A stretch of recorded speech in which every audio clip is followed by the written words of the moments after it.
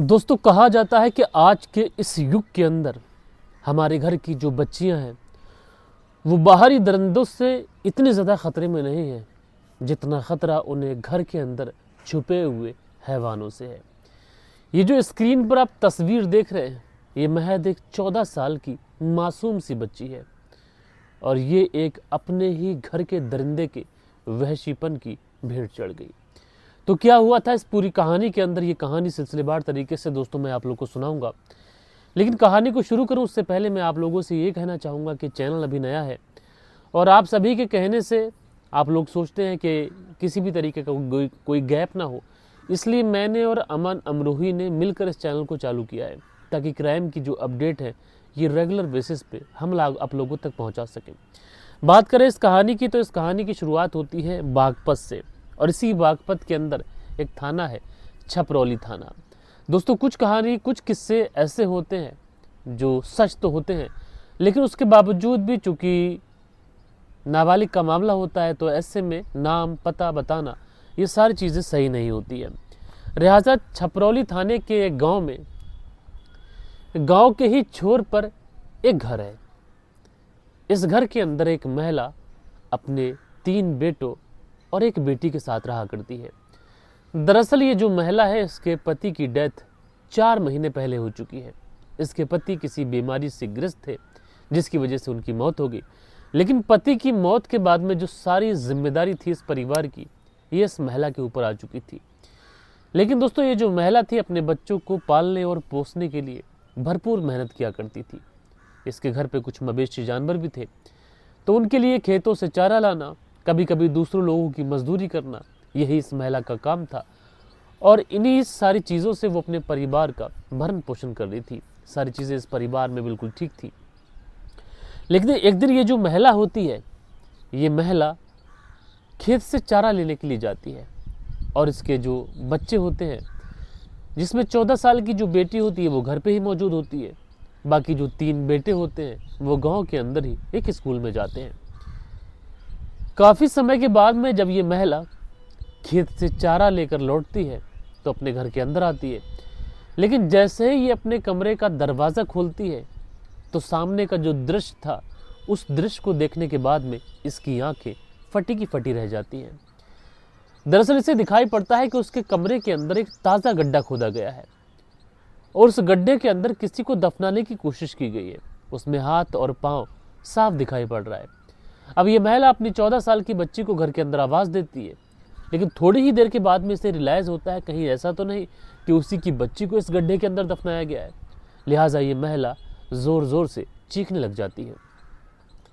अब महिला की चीखने और चिल्लाने की जो आवाज़ होती है ये आस पड़ोस के लोगों के कानों में पहुंचती है।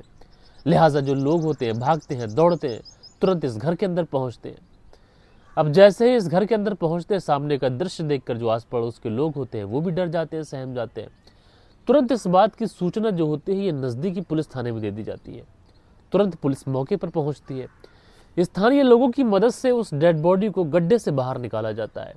वही होता है जिस बात का संदेह था। इस कमरे के अंदर, उस गड्ढे के अंदर इसी महिला की उस 14 साल की बच्ची को दफनाने की कोशिश की गई थी। अब जैसे ये सारी चीज़ें होती हैं तो उसके बाद में पुलिस अब इन्वेस्टिगेशन शुरू करती है, डेड बॉडी को पोस्टमार्टम के लिए भेजती है। इधर जब इन्वेस्टिगेशन शुरू की जाती है तो यहाँ पर पुलिस को कुछ चौंकाने वाली चीज़ें मिलती हैं। दरअसल पुलिस को पता चलता है कि ये जो लड़की है जिसको मारकर यहाँ पर दफनाने की कोशिश की गई है इसका ही एक चचेरा भाई है और वही इस हत्या में शामिल है। लिहाजा उसके बाद में पुलिस उस चचेरे भाई को उठाती है और उठाने के बाद में उससे सख्ती से पूछताछ की जाती है। शुरुआत में पुलिस उस चचेरे भाई से महज शक के आधार पर पूछताछ कर रही थी, लेकिन थोड़ी ही देर जब उसके साथ में सख्ती से पूछताछ की जाती है तो वो चचेरा जो भाई होता है ये पुलिस के सामने टूट जाता है और टूटने के बाद में कहता है कि हाँ, अपनी बहन की हत्या मैंने ही की है। लेकिन उसके बाद में ये जो चचेरा भाई जो कहानी सुनाता है वो कहानी इतनी ज़्यादा डरावनी थी जिसे सुनने के बाद में आज का जो समाज है ये सहम जाता है। दरअसल ये चचेरा भाई बताता है कि उसकी 14 साल की बहन के साथ में उसके प्रेम संबंध चल रहे थे और कल जब उसकी माँ खेत पर चारा लेने के लिए गई थी और उसके भाई स्कूल गए हुए थे तब मैं अपनी प्रेमिका से यानी अपनी चचेरी बहन से मिलने के लिए उसके घर पहुंचा था और उसके बाद में मैंने अपनी बहन के साथ में शारीरिक संबंध बनाने की कोशिश की, ऐसा वो चचेरा भाई बताता है। और उसकी जो चचेरी बहन थी वो इन संबंधों का विरोध करती है। जब वो विरोध करती है तो ये बौखला जाता है, कुछ इस तरीके से बौखलाता है, ये घर में ही रखा हुआ 5 किलो का सिलेंडर उठाता है और उस बच्ची के सर पर मार देता है। इतना प्रहार इतनी जोर से था कि वो बच्ची जो होती है तुरंत मौके पे ही गिर जाती है। जैसे ही वो गिरती है, अब ये सोचता है कहीं ये बच ना जाए, इसलिए नज़दीक में रखा हुआ फावड़ा उठाता है और उस फावड़े से उस बच्ची की गर्दन पर, उसके जिस्म पर वार करता है, जिसकी वजह से मौके पे ही उस बच्ची की मौत हो जाती है। अब जब बच्ची की मौत हो जाती है तो ये सोचता है कि डेड बॉडी का क्या किया जाए। उसके बाद में एक कमरे के अंदर, चूंकि कच्चा घर था, तो कमरे के अंदर ही एक गड्ढा खोदता है और उसी गड्ढे में जैसे तैसे करके उस डेड बॉडी को धकेलता है और उसके बाद में गड्ढे पर हल्की फुल्की मिट्टी डाल देता है। लेकिन इसको कहीं ना कहीं ये डर था, कहीं ऐसा ना हो कि इस बच्ची की माँ खेत से जल्दी लौट आए, इसलिए पकड़ा जाएगा। इसलिए आनंद फानंद में, जल्दबाजी में इसी तरीके से डेड बॉडी को छोड़कर वहाँ से 9-11 हो जाता है और गांव में कुछ इस तरीके की अफवाह चलाता है कि उनकी जो 14 साल की बच्ची है वो घर छोड़कर भाग गई है और इसी वजह से ये पुलिस की गिरफ्त में भी आता है। बहरहाल दोस्तों, जब ये पूरी कहानी निकल के आती है लोगों के सामने तो लोग यही बोल रहे होते हैं कि आखिर आजकल के इस दौर में बच्चियां कहाँ सुरक्षित हैं, न घर के अंदर सुरक्षित है न घर के बाहर सुरक्षित है। तो मैं अपनी इस वीडियो के माध्यम से लोगों से यही कहना चाहता हूँ कि आप अपनी बच्ची को अपने सीने से लगा कर रखें, कभी भी उसे न घर पे अकेला छोड़ें न कहीं अकेला छोड़ें। बहरहाल आप लोग इस पूरी कहानी के बारे में जो भी सोचते हो कमेंट्स ज़रूर करिएगा।